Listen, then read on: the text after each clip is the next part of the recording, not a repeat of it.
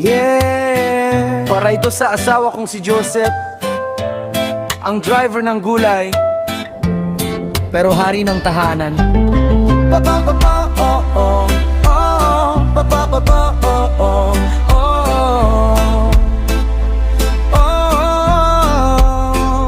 Maagang gumigising bago pa magliwanag, si Joseph nasa biyahe na, kalsada ang kausap. Kargang gulay sariwa, diretso sa palengke. Pawis niya'y patunay, pag-ibig ay totoo't simple. Mabait at matulungin, sa lahat may respeto. Kahit pagod na sa biyahe, may ngiti pa rin sa noo.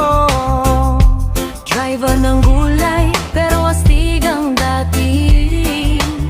Sa puso ko siya lang ang laging pipiliin. Oh Joseph, driver ng gulay, sa bawat biyahe mo'y may dalang pag-ibig na tunay. Kahit minsan may amoy ka pang lambanog, pag-uwi ikaw pa rin ang mahal ko.